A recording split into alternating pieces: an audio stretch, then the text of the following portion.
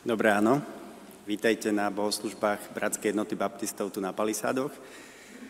Na úvod začnem čítaním z prvého listu Petra z 1. kapitoly.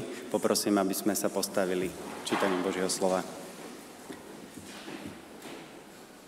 Požehnaný Boh a Otec nášho Pána Ježiša Krista, ktorý nás podľa svojho veľkého milosrdenstva vzkriesením Ježiša Krista z mŕtvych znovu zrodil pre živú nádej, pre nehynúce, nepoškvrnené a nevednúce dedičstvo pripravené v nebesiach pre vás.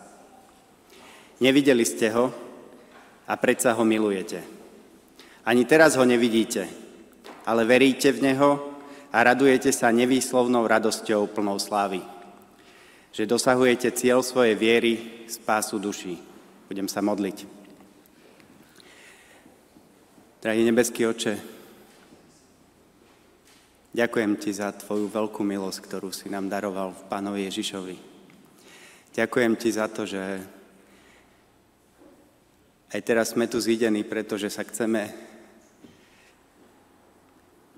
stretnúť s Tebou a túžime potom Ti vyznať, že si náš Boh, si náš Pán, si ten, ktorý nás miloval prvý a my ťa milujeme, Pane, lebo si dal za nás to najcennejšie, a to svojho Syna, Pána Ježiša Krista. Ďakujem Ti za to, že len z Tvojej milosti sme spasení. Ďakujem Ti za to, že, Pane, si požehnal aj minulý týždeň tábor a ďakujem Ti za to, že mnohí mohli vyznať svoju vieru Pána Ježiša aj krstom. Ďakujem Ti za to, Pane, že sa o nás staráš, že nás chrániš, že dávaš zdravie. Ďakujem Ti, že nás zahrňaš svojou dobrotou každý deň. A veľmi ťa prosím, aby si požehnal aj toto naše stretnutie, túto bohoslužbu a prosím, buď medzi nami prítomný, prosím o to, aby si bol, Pane, Ty vyvýšený zo všetkého, čo dnes budeme robiť. Amen. Môžete si sadnúť. A teraz by som chcel dať priestor táborníkom, aby nám povedali niečo, svedectvo o tom, ako sa mali. Takže ja to len uvediem. Vždy sa, myslím si, že je to taký, neviem, či ako to nazvať, ale z tej skúsenosti mi to pripadá tak, že vždy ten posledný tábor je najlepší, ktorý bol. Ale keď som tak rozmýšľal nad tým, že od 2001 sú tie tábory výnimkou minulého roku. Tento tábor skutočne bol určite jeden z najlepších a to spoločenstvo, ktoré sme tam mohli zažívať tak intenzívne, to nie je len, že sa tu v nedeľu stretneme, ale že tam sme 24 hodín spolu, tak to bolo niečo, čo ja som tak veľmi intenzívne prežíval, že akým rôznym spôsobom to spoločenstvo naše od najmenšej dvojročnej Sáry, teda najmladšej, až po 70, 8, Slavokrál, všetci sa zapájali a to bolo úžasné a ja som to až tak nevnímal ako bremeno, že tam aj človek mal nejakú službu, preberali sme 10. Dianka s Lubošom to tak rozdelili a neviem, možno, že oni to vnímali ako také bremeno ťažšie, ale nech už šerif Luboš povie, že ako to vnímal on a potom asi prídu ostatní táborníci. Tak. Ale veď Pán Ježiš predsa povedal, že moje bremeno je ľahké. Takže to bolo veľmi príjemné a ľahké. A skutočne môžem povedať, ja som sa zúčastnil na viacerých týchto táboroch a na tomto tábore som vnímal, že každý urobil svoju robotu, veľkú, malú, a spolu sme vytvorili jeden krásny obraz. Priestor, kde sme sa mali dobre. A v Evanjeliu Jána 13.35 sa píše, že podľa toho všetci spoznajú, že ste moji učeníci, ak budete mať lásku jedni k druhým. Ja si myslím, že ktokoľvek tam bol, kto nie je ani z nášho zboru, lebo boli aj takí, tak si myslím, a nielen si myslím, aj som to počul priamo od nich, že vnímajú, že sa máme strašne radi. A to je vzácne. Ja chcem povedať, ešte sa vrátiť k tomu krstu, tam bol aj krst. 6 ľudia vyznali verejne vieru v Pána Ježiša. A je to taká maličkosť, tí, čo ma poznáte, tak viete, že veľmi takéto svedectva nedávam, ale v ten deň malo pršať, po obede, akože vážne pršať. A zrovna v tom čase pršalo po krste, ale v tom čase, keď my sme mali krst, bolo krásne počasie. A ja som to vnímal ako taký božtek z neba. Je to síce maličkosť, ale pre mňa osobne to bolo veľmi významné a veľa znamenalo, lebo veľa úsilia bolo vloženého práve do tohto momentu krstu a bolo by to komplikovanejšie, nebola by taká pohodová a príjemná atmosféra. Tak som obzvlášť vďačný za tú možnosť, že sme mohli mať v kľude a v pokoji ten krst. A budúci rok ste vítaní viacerí, aby ste prišli a ak niekto by sa chcel pokrstiť, tak prídite za Jankom, kazateľom a môžete mu teda povedať, že máte záujem o krst a môžeme to plánovať presne takto o rok alebo aj skôr. Budeme spievať piesne číslo 13 a 46.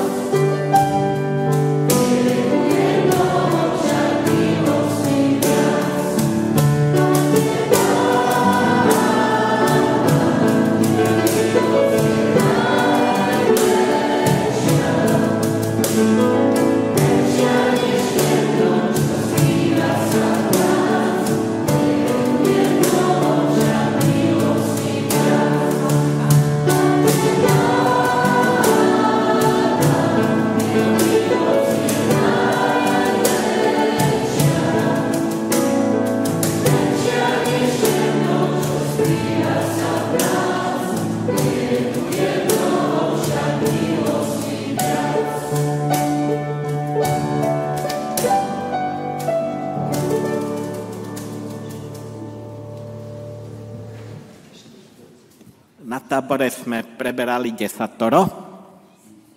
Božích prikázaní, mali sme dospelí tú tému a potom sme večer ešte o tom mohli diskutovať a zároveň popri tom aj deti na besiedke preberali 10 a oni to majú tak shrnuté aj s takým ukazovaním, myslím, tak možno, že by nám to mohli povedať teraz 10.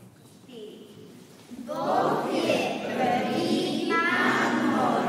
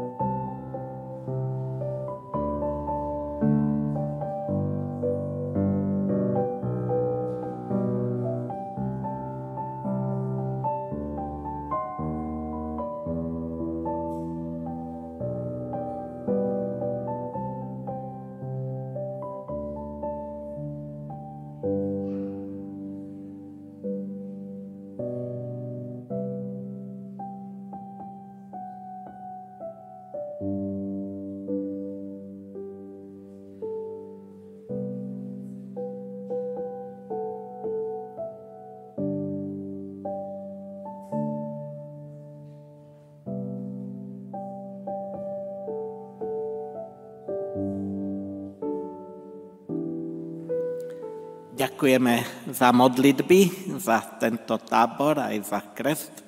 Modlitby boli vypočuté, ale vďačnosť môže pokračovať za to, čo sme prežili. A jeden taký moment ešte, ktorý je predmetom našich modlitieb. Brat Peťo Pribula sa na tábore zranil, ale myslíme na ňo vo svojich modlitbách, aby sa mohol čím skôr uzdraviť.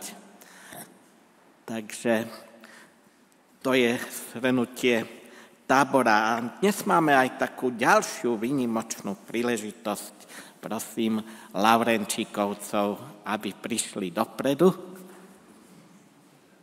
pretože oslavujú, ak dobre viem, 50. výročie svojho sobáša.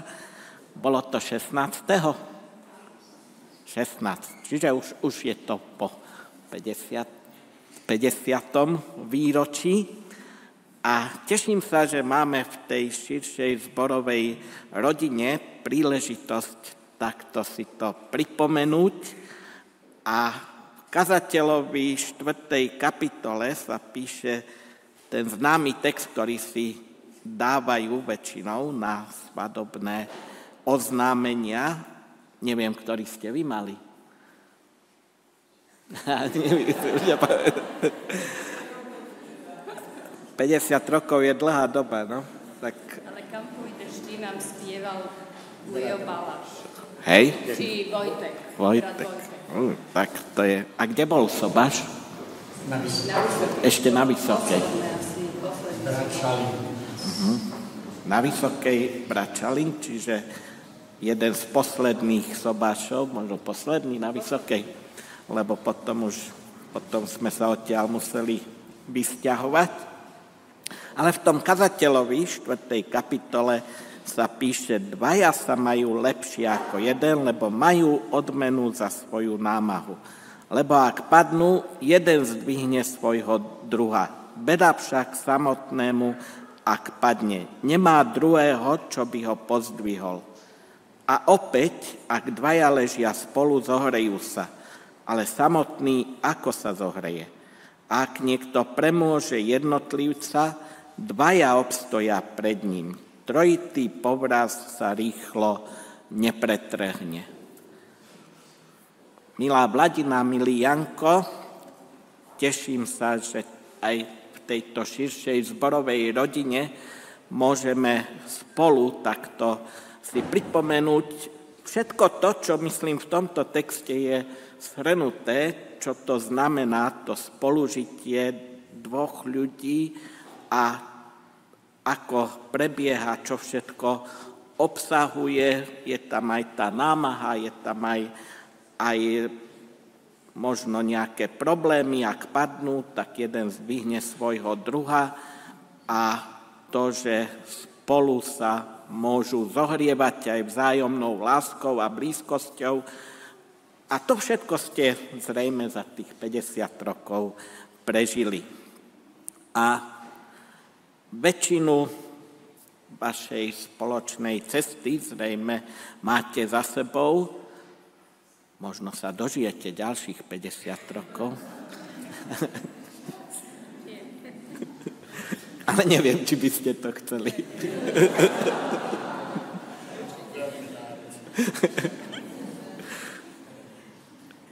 A teda môžete sa pozrieť späť a rekapitulovať, čo sa za tých 50 rokov odohralo, ale najmä rekapitulovať to, že pri sobáši vám určite mnohí hovorili dobré priania a priania požehnania. Pán Boh požehnal váš spoločný život, dal vám deti a vnúčata.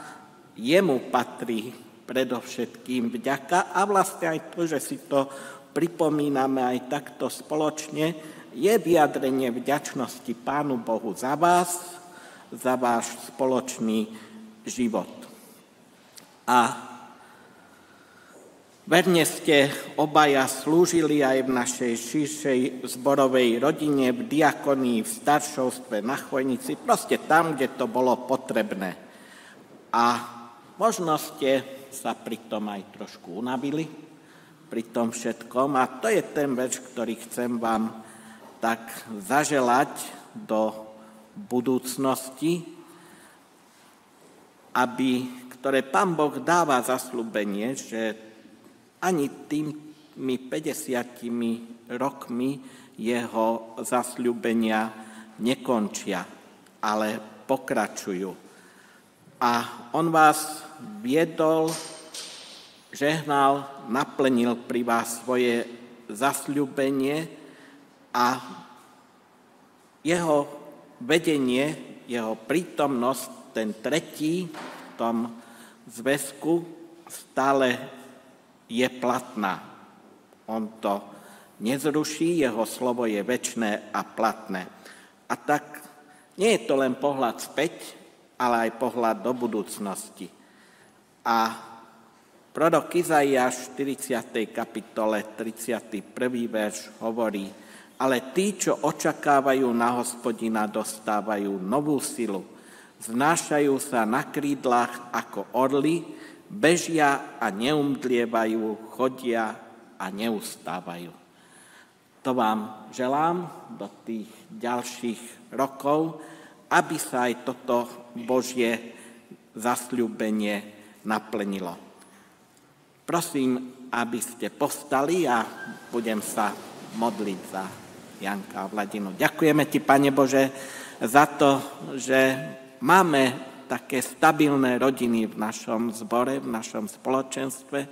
Ďakujem ti aj za Janka a Vladinu, že mohli spolu prežiť 50 rokov a že si ich požehnal v ich spoločnej ceste životom. Ďakujeme ti za všetko požehnanie, ktoré sme skrze nich aj doteraz mohli aj my prijať v širšej zborovej rodine. A ďakujeme ti, že ty nekončíš, že ty si stále ten, kto chceš byť s nami aj s Vladinou a Jankom v ich spoločnom živote. Prosíme ťa, aby si ich žehnal skutočne tak, ako to hovoríš vo svojom slove, ich naplňal novou silou, aby mohli stále prežívať tvoju blízkosť, tvoju prítomnosť aj v tomto našom spoločenstve a samozrejme najmä v ich vlastnej rodine. Amen.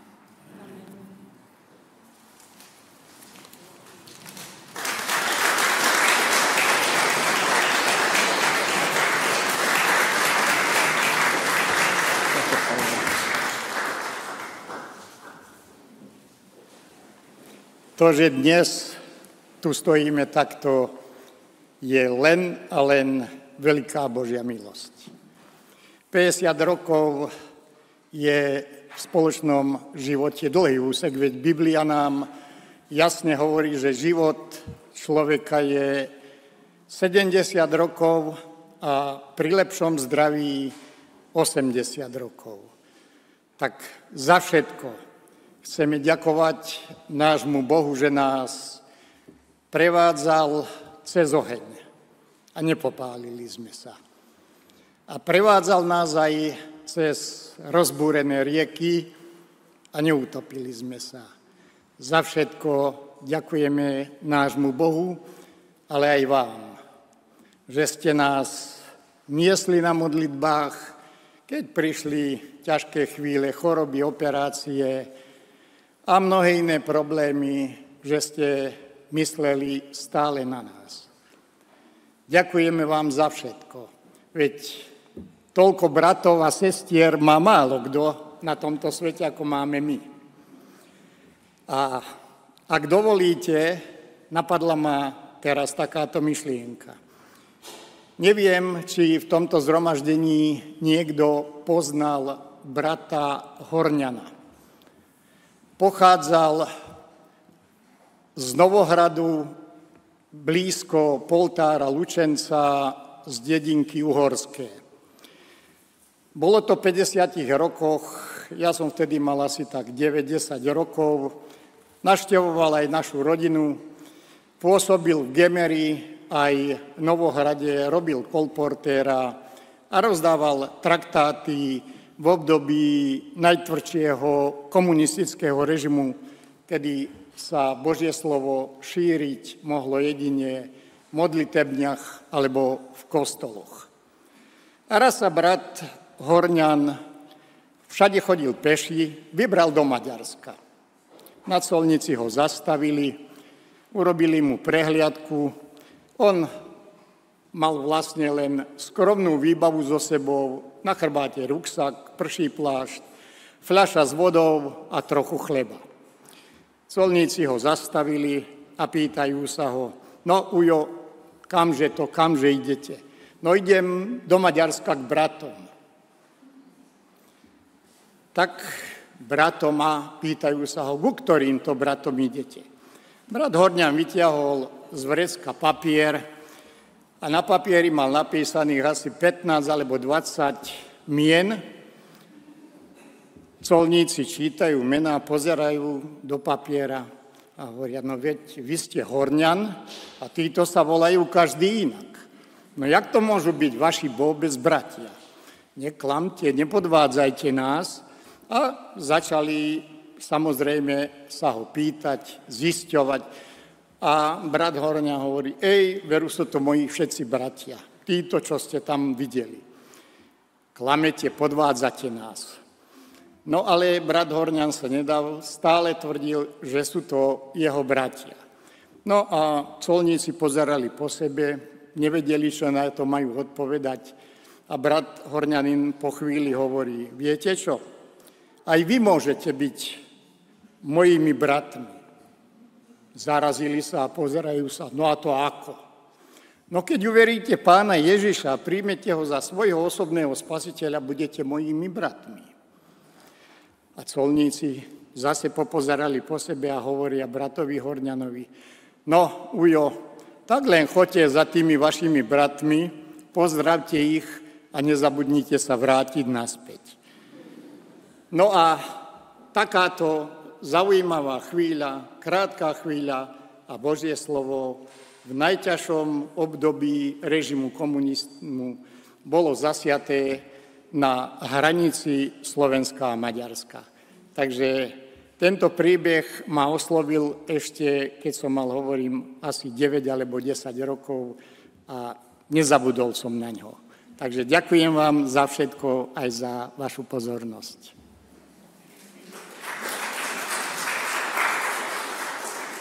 A ja ďakujem Pánu Bohu za to, že nás mal rád a že aj my sme mali jeho radi a že on sa dokázal v ťažkých chvíľach nás niesol na svojich rukách.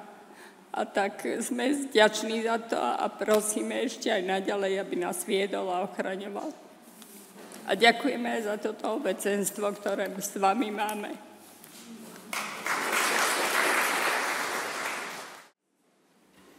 Ďakujeme. Teraz by som chcel dať príležitosť na modlitby o chvíľu. Myslím si, že máme za čo ďakovať Pánu Bohu. Aj teraz sme počuli jeden z dôvodov. Počuli sme, že bol tábor, že sa mali dobre bratia a sestry. Takisto sme videli, že boli 6 ľudia, 4 sestry, 2 bratia pokrstení. Na úvod som čítal z 1. Petra, z 1. kapitoly, ale teraz, keď hovorím, tak vymením poradie. Nevideli ste ho a predsa ho milujete. Ani teraz ho nevidíte a radujete sa nevyslovnou radosťou. Pán Ježiš za nás položil svoj život a myslím si, že to je to, čo nás spája. A veľmi by som si prial, aby každá nedeľa bola takým odrazovým mostíkom k obdivu Pána Boha, k tej nevyslovnej radosti, aby to nebola len také potešenie, že niekedy dávno som sa pokrstil alebo ešte predtým obrátil, ale aby to bola naozaj tá nevyslovná radosť. A to vychádzalo z toho, že ho milujeme. Lebo je to Boh, Otec Pána Ježiša Krista, ktorý nás podľa veľkého milosrdenstva skriesením Ježiša Krista z mŕtvych znovu zrodil pre živú nádej. A toto by som bol veľmi rád, keby sme si mohli aj dnes pripomenúť. A toto je hlavný dôvod, prečo sa tu stretávame. Toto je to, čo držalo manželstvo Lavrenčíkových a toto je to, čo nás drží. A pomôžem si s pár vetami od C.S. Lewisa z knihy o modlitbe dopisy Malcolmovi, ktoré asi najlepšie ilustruje to, čo by som bol rád, keby Pán Boh nás vygeneroval a vypôsobil. Vďačnosť veľmi vystižne zvolá, aký dobrý je Boh, že mi toto dáva. Uctievanie hovorí, akú povahu musí mať bytosť, ktorej vzdialené a letmé odlesky sú takéto. Ľudská myseľ beží po slnečnom lúči späť nahor k slnku. Aby každý dar, ktorý nám Pán Boh dáva, bol odrazový mostík k uctievaniu. Nielen k vďačnosti. Vďačnosť je dobrá a správna, ale k uctievaniu tej bytosti, ktorá nám dala v prvom rade spasenie, čo je najväčší dar. Takže poprosím vás, aby sme sa postavili a budeme sa modliť. Môžeme Pána Boha oslavovať a ďakovať mu za tábor, za krst, ktorý sme mali, za včerajšiu svadbu Jožka a Tamarky, za našich Lavrenčíkovcov, že ich Pán Boh zachoval. Ale prosiť môžeme aj za celoslovenský kemp mládeže, ktorý začína budúci týždeň a takisto za našich chorých, dovolenkujúcich, ale aj začiatok školského roka. Tak.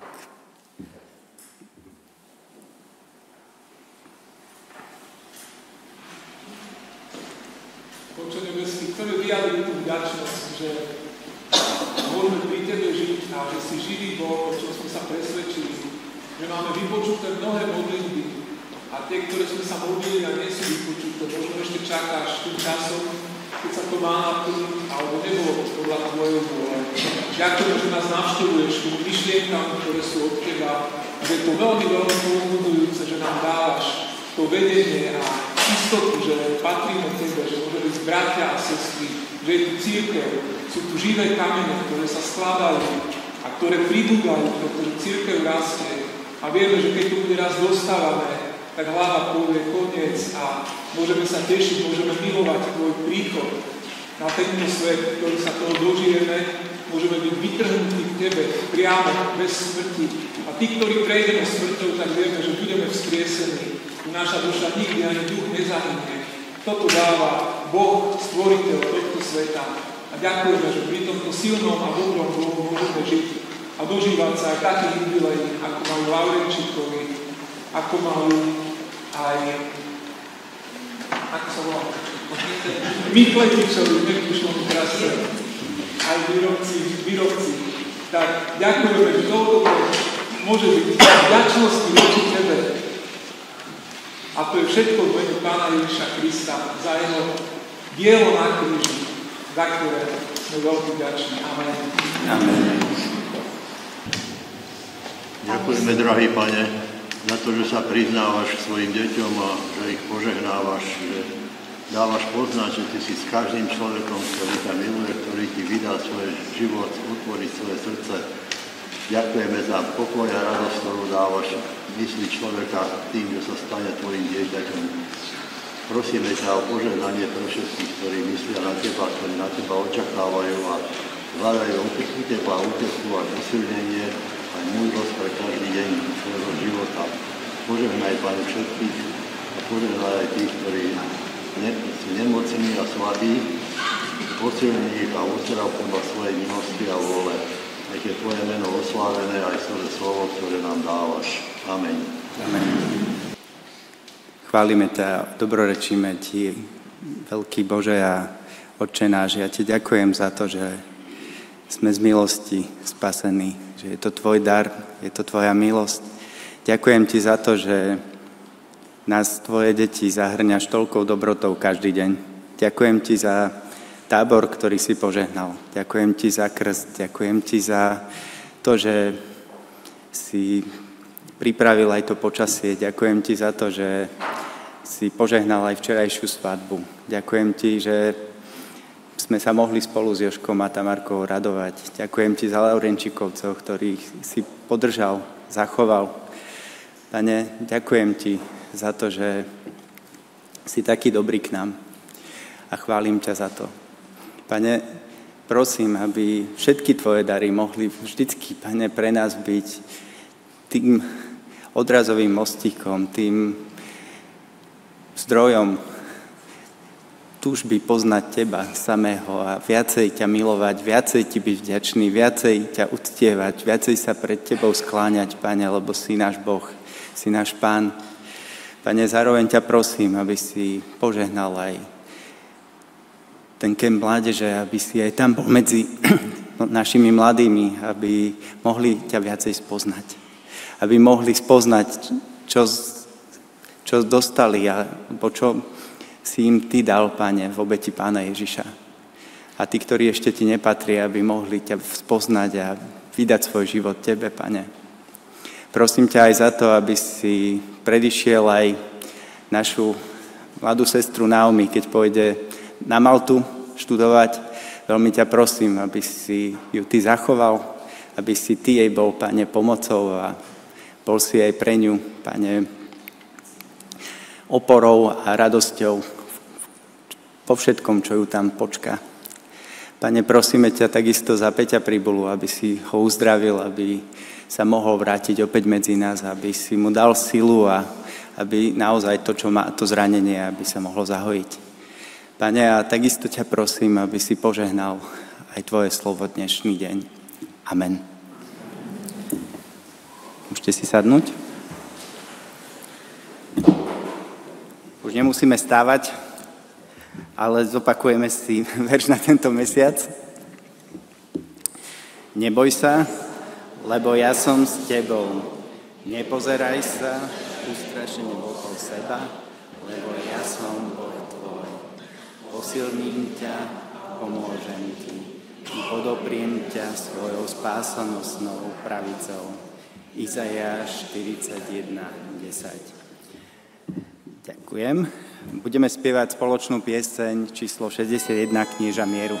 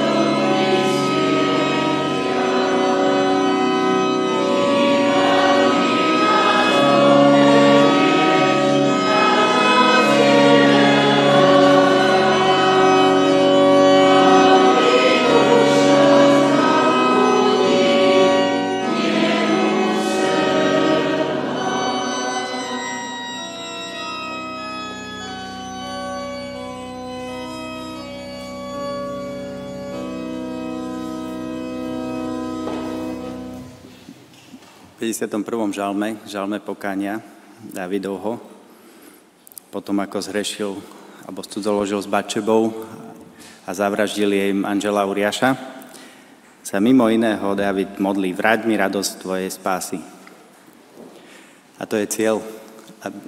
Alebo o to sa veľmi modlím, aby Pán Boh navrátil nám radosť, aby sme si obnovili radosť toho, čo sme dostali v Pánovi Ježišovi.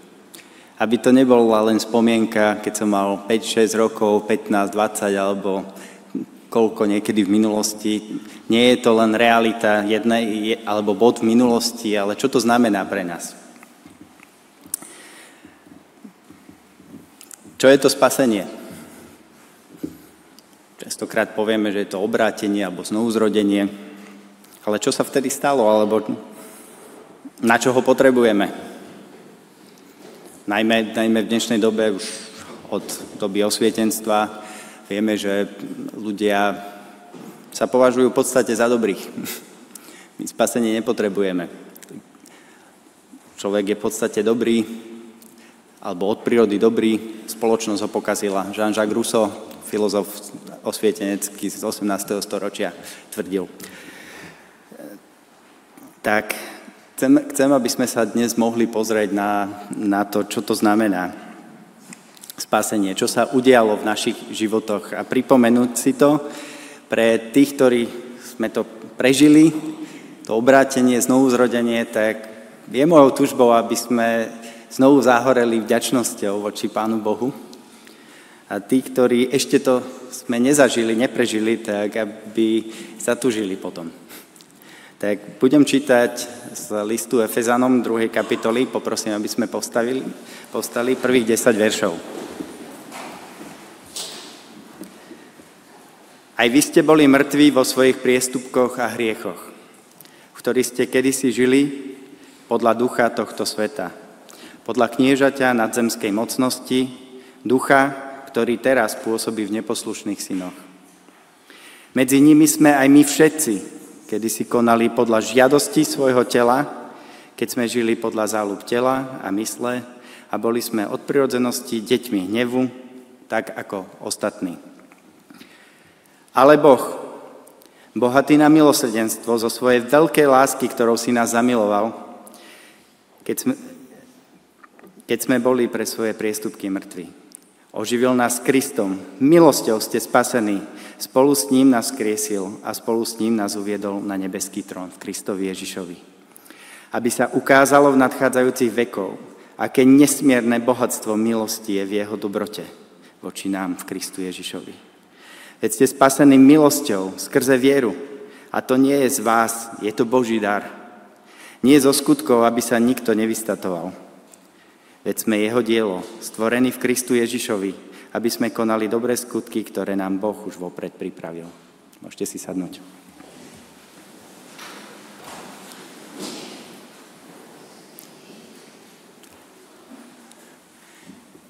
Takže tento text nám hovorí dve veci. Hovorí nám, kto je človek v jeho prirodzenom stave, každý, kto sa narodí. A hovorí nám, kto je Boh, aký je Boh. Takže najprv budem sa držať toho textu, takže povieme si definíciu človeka. Ako vidí Pán Boh náš stav pred obrátením. Sme mŕtvi a predsa živí. Mŕtvi a chodíme v priestupkoch a hriechoch. To je stav každého človeka. Takí zombíci. Každý jeden človek, ktorý sa narodí na tento svet, aj ten dobrý sused, aj ten človek, o ktorom by som v živote nepovedal, že má nejaký problém. Keď neverí v Pána Ježiša Krista, môže byť dobrý, je mŕtvý a žije v priestupkoch a hriechoch. To nezávisí od toho, aký človek navonok je. A tam Pavol aj seba zahrňa, aj my sme všetci žili takto. A ako to je? Ako žijeme? Žijeme podľa žiadosti svojho tela. Vykonávame záľuby svojho tela a mysle. Čo to znamená? Žiť podľa tela. Znamená to, že máme zomrieť fyzicky? Nie. Tu na telo není aby sme si nemysleli, že Pavol myslí len nejaké telesné žiadosti, tak také fyzické, tak doplňa, že to je žitie podľa záľub tela a mysle. Takže, čo znamená život podľa tela? Ešte raz. Je to stav človeka, deformovaný a oslabený hriechom. Je to prirodzené naše vnútorné odmietnutie Boha ako autority. Je to spôsob života alebo atmosféra, v ktorej žijeme.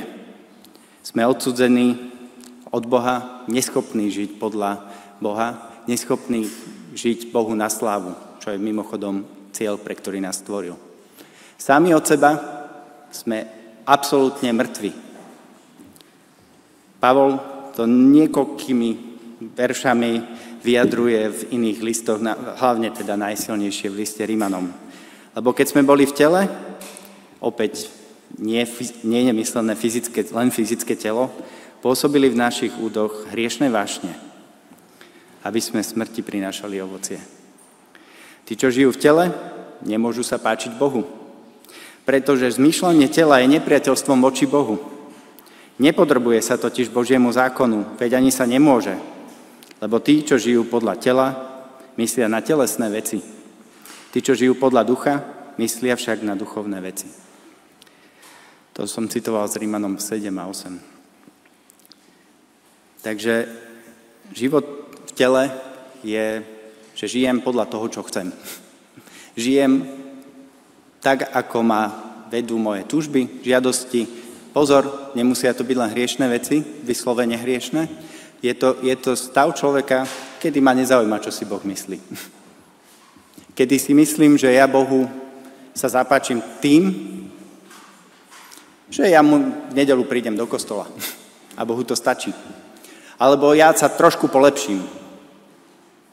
Ale tu nám ukazuje, že naše štandardné nastavenie, ako to informatici nazývajú defaultné nastavenie, je také, že sme odsudzení od Boha. Sme nepriateľmi voči Bohu nie tým, že ráno sa zobudím a hromžím na Boha, ale to, že robím si po svojom a Boží pohľad ma nezaujíma.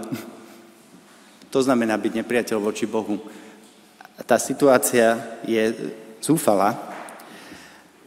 A Pavol v liste Galatianom hovorí, aké ovocie má takýto život, respektíve ako sa to prejavuje na vonok. Sú to skutky tela. V Galatianom 5 je ich neúplný zoznam. Smielstvo, nečistota, chlípnosť, modloslužba, čary, nepriateľstva, svár, žiarlivosť, hnevy, zvady, rozbroje, roztržky, závisť, opilstvo, hýrenie a im podobné. O tom vám vopred hovorím, ako som už povedal skôr, že tí, ktorí robia takéto veci, nebudú dedičmi Božieho kráľovstva. Čo to má za následok? Aký je výsledok? Aký je náš v tom stave? Aký je náš stav voči Bohu, ako som vravel? Sme nepriatelia a od prirodzenosti sme boli deťmi hnevu tak ako ostatní. Tí ostatní sú všetci. Takže to je výsledok, že Boží hnev spočíva na nás. To je veľmi nepopulárne v dnešnej dobe, hovoriť o Božom hneve. Efežanom 4, 17, 18 tento stav opisuje Pavol. Hovorím teda a dosvedčujem Pánovi, nežite už tak, ako žijú pohania v marnosti svojho zmýšľania so zatemnenou myslou, odsudzení Božiemu životu pre ich nevedomosť, ktorá sa ich zmocnila pre zatvrdenosť srdca. Čiže to není nevedomosť taká, že by som nemal informáciu. To je preto, že ja som zatvrdený a nechcem sa podriediť Bohu. A v zatvrdenosti svojho nekajúceho srdca si zhromažďuješ hnev na deň hnevu a zjavenia Božieho spravodlivého súdu, hovorí v Rímanom Pavol. Tá zatvrdenosť má za následok spravodlivý Boží hnev. A keď si myslíme, že len Pavol hovoril o hneve Božom, tak sa pozrime do Evanjelia Jána. Kto verí v Syna, má večný život. Kto však odmieta Syna, neuzrie život, ale spočíva na ňom Boží hnev. Takže to je náš stav. A tie žiadosti, aký to má súvisť s tým? V 1. kapitole Rímanom opisuje Pavol stav človeka, že každý človek nebude mať výhovorku, že nepoznal Boha. A mimo iného tam hovorí. Tvrdili, že sú múdri, stali sa bláznami. Slavu nepominuteľného Boha zamenili za zobrazenú podobu pominuteľného človeka, vtákov, štvornožcov a plazov. Preto pre túžby ich srdc vydal ich Boh na pospas nečistote, takže si sami zneúcťovali vlastné tela. Čiže žiadostivosť a žiť ako chceme, to je výsledok Božieho súdu už tu na zemi. Pán Boh nás vydá. Chceš? Ži. A to je otroctvo. Na rozdiel od Božieho slova, ktoré hovorí, že sloboda je nehrešiť. Sloboda je nerobiť podľa žiadosti nášho prirodzeného tela a mysle. To je sloboda. My, ako mnohí ľudia, štandardne si myslíme, že sloboda je, môžem si robiť, čo chcem. A to je veľké klamstvo. Tak o tom je presvedčený každý jeden človek na zemi, že to je sloboda, že si môžem urobiť, čo chcem. Ale pozrime sa na športovcov. Vzory seba zapierania. Profesionálni športovci. A predsa, keď sa optika presunie na ich mnohokrát, nie všetci samozrejme, na ich súkromný život, tak koľko nemravností, koľko špiny nájdeme v ich životoch. A to je problém, že to není len o tom, že nemám informáciu, alebo že nemám dostatok seba zapierania. Nie, o tom to nie je. Je to o tom, že človek v štandardné nastavení je mŕtvy a je pod otroctve hriechu. Keď počuli učeníci, ako Pán Ježiš vyprevadil bohatého mládenca, keď mu povedal, že keď chceš byť spasený, chceš, tak predaj všetko, čo máš a nasleduj ma. A on odišiel smutný. Pán Ježiš na to zareagoval, neutekal za ním a povedal mu, vieš čo, rozmyslel som si to som prehnal v tej formulácii. Niečo daj a nie, on ho nechal odísť a skonštatoval, ako ťažko môže byť spasený bohatý človek. A povedal, že je ľahšie vojsť ťave uchom ihlie ako bohatému do nebeského kráľovstva. Na to učeníci zareagovali. Keď to počuli učeníci, veľmi úžasli a povedali, kto potom môže byť spasený? Ježiš sa na nich zahľadel a povedal, ľuďom je to nemožné. Ale Bohu je všetko možné. Takže to je ten prechod do toho 4. veršu je práve v tom, ale Boh. Ten stav nie je len to, že ja sa rozhodnem, nechápte ma zle. Každý jeden máme unikátny príbeh spasenia a obrátenia a je to úžasné, že Pán Boh je tak kreatívny. Ale chápte ma, že to nie je len intelektuálne pochopenie evanjelia. To je veľmi dôležité pochopiť. Je to nadprirodzený zásah od Boha. Ale Boh. A aký Boh? Bohatý na milosrdenstvo. Z veľkej lásky. Kedy? Keď sme boli mŕtvi v priestupkoch a hriechoch. Takže takýto Boh zasiahol do nášho života. Ak si jeho dieťa, ak si obrátený, tak Boh, bohatý na milosrdenstvo, z veľkej lásky zasiahol do tvojho života. Aby som pokračoval v tom, čo Pán Boh, aký je Pán Boh, tam v tom 7. verši hovorí, aby budúcich vekov ukázal, ale není to myslené len na večnosti. Je to myslené dnes, zajtra, pozajtra, nesmierne bohatstvo svojej milosti. V čom? V dobrote voči nám. To je náš Boh. Bohatý na milosrdenstvo, milujúci, keď sme stratení bez šance. A a teší sa a jeho milosť a jeho dobrota sa ukazuje. Tá nesmierne bohatstvo, to nesmierne je v grečtine naše slovo hyperbola. Je to nesmierne, nekonečné bohatstvo svojej milosti v dobrote voči nám. Taký je náš Boh. A čo urobil? Ešte som zabudol. To znamená, Božia sláva nie je v rozpore s našim požehnaním a našim dobrotou pre nás. Je to práve, že Božia sláva sa najviac ukazuje v tom, keď zachraňuje tých, čo si to nezaslúžia. Jeho nečakanom diele, ktoré urobil v Kristovi. Tam sa ukazuje najviac Božia sláva. Takže boli sme mŕtvi a Pán Boh nás oživil s Kristom.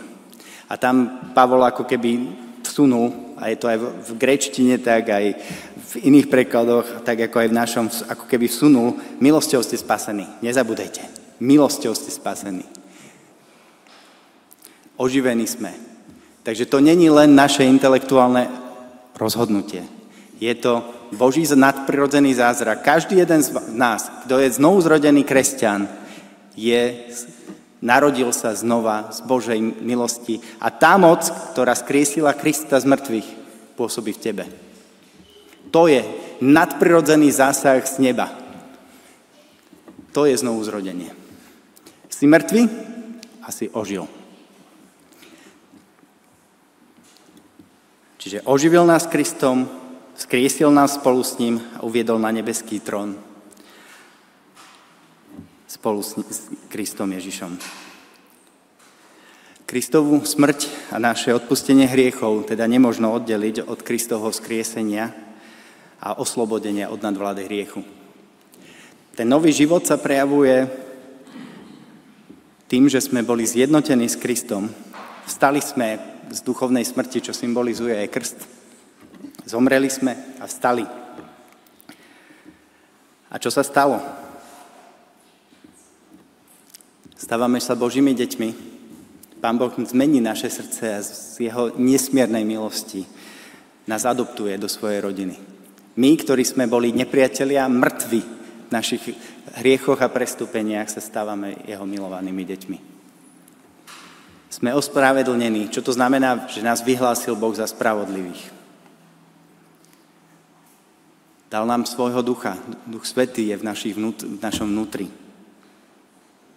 Stávame sa súčasťou Božej rodiny. Zažívame dobrotu. Tu sme videli svedectvo z tábora. Okúšame dobrotu Božej rodiny. A stávame sa teda novým stvorením, ktoré je schopné bojovať s hriechom a postupne rastie v posväcovaní.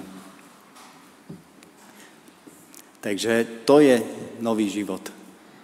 Toto nie je vyčerpávajúci zoznam, ale je to zoznam toho, čo sa udeje v našom živote. Sme zjednotení so zmrtvých stalým, na nebo vystúpeným, na tróne sediacím Kristom a máme podiel na jeho víťazstve. Ale v tom všetkom slávne víťazíme skrze toho, ktorý si nás zamiloval. Takže spasenie, odpustenie a sloboda sú cieľom síce evanjelia, no konečný cieľ všetkého, čo Boh robí, je jeho sláva. Preto v tých ďalších veršoch 8 až 10 Pavol veľký dôraz kladie na to, že sme spasení milosťou skrze vieru. A to nie je z vás, je to Boží dar.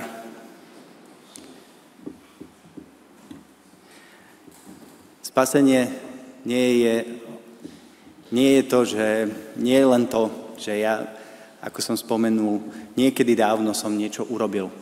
Je to to, čo Pán Boh urobil v mojom živote. No sú ľudia, ktorí si nepamätajú svoje obrátenie, keď sa obratili v mladosti, možno maminy im povedia, že vtedy a vtedy si niečo prežil, ale ide o to, či teraz, dnes. Není len o tom, že mám dátum v kalendáriku a žijem ako svet, ale o tom, aký mám vzťah s Bohom dnes. Udiala sa táto zmena? Väčšina ľudí, vrátane mňa, Keď som prežil obrátenie, som si mnoho z týchto vecí neuvedomoval. Táto zmena nevychádza, alebo nie je podmienená tým, že všetko toto musím vedieť. Ale udiala sa tá zmena v mojom živote? Ak áno, je to Boží dar a Pánu Bohu patrí za to chvála a vďaka. Nie je to o nás. Áno, my veríme, ale Boh dáva vieru. Tak jak to napríklad vo Filipanom píše, veď sa nám dostala milosť pre Krista, aby sme nielen verili v Neho, ale aj za Neho trpeli. Pán Boh dal vieru? My veríme. Dal utrpenie? My trpíme. Je to dar. Celé je to dar. Je to krásna vyrovnanosť, ktorú Pán Boh, tak duchovná vyrovnanosť, ktorú Pán Boh dáva. On nám dáva a my musíme robiť. A potom, veď sme jeho dielo, stvorený v Kristovi Ježišovi, aby sme konali dobré skutky, ktoré Boh už vopred pripravil. Dobré skutky nás nespasia. Preto som hovoril, môžete mať... Ja poznám veľa ľudí, ktorí sú veľmi dobrí. Bez Krista. Alebo Kristus plus niečo. Môže to byť môj dobrý sused, ktorý aj verí, že Pán Boh je, verí, že Pán Ježiš je, ale spolieha sa na svoje skutky. To, ako sme mali na tábore s mládežníkmi, to je falošné evanjelium. A tým pádom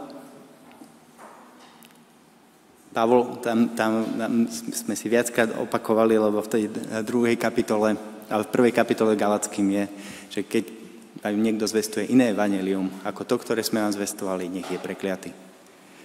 V tom je kliatba, keď ja si myslím, že ja prispiejem nejako ku svojmu spaseniu. Nie. Je to Boží dar, je to jeho milosť a tie skutky, potom aká je, sme mali kázeň, si pamätám, Dávid nám hovoril rozdiel medzi Pavlom a Jakubom. Skutky sú výsledok.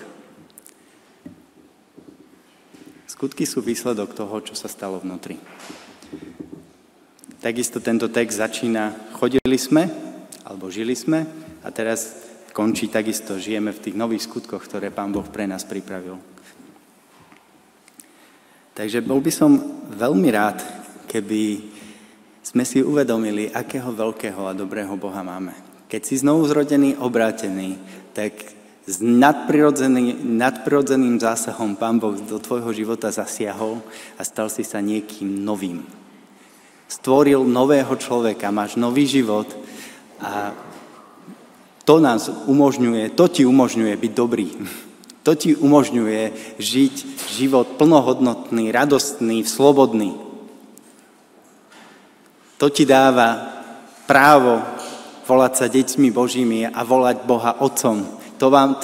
To ti dáva možnosť sa spoliehať na Boha ako na svojho milujúceho Otca a veriť napríklad známemu textu všetky veci pôsobia na dobre tým, ktorí Boha milujú. Lebo si jeho. Ale keď nie si ešte jeho, tak je príležitosť aj dnes. Aj dnes je deň spasenia. Aj dnes je deň milosti.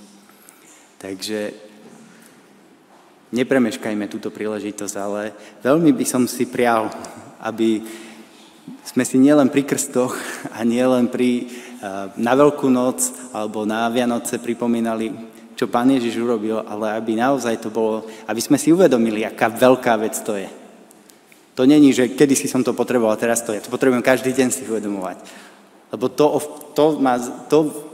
ovplyvňuje môj každý deň, ako žijem s Pánom.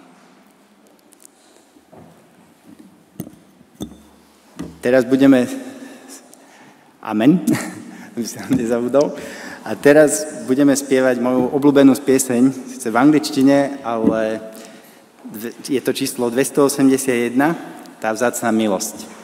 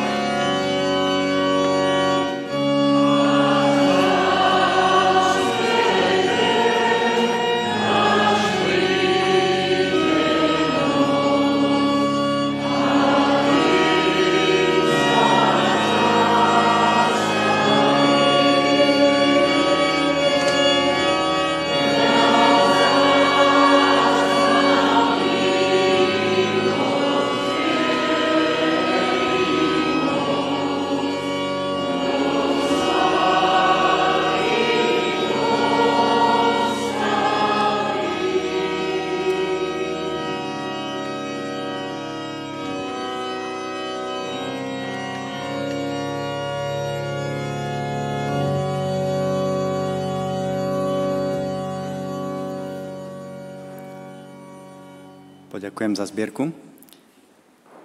Ďakujeme ti, Otče, za to, že sa o nás staráš, že nám požehnávaš a ďakujem ti za ochotné srdcia a ďakujem ti za to, že môžeme sa učiť žiť podľa toho, čo povedal Pán Ježiš.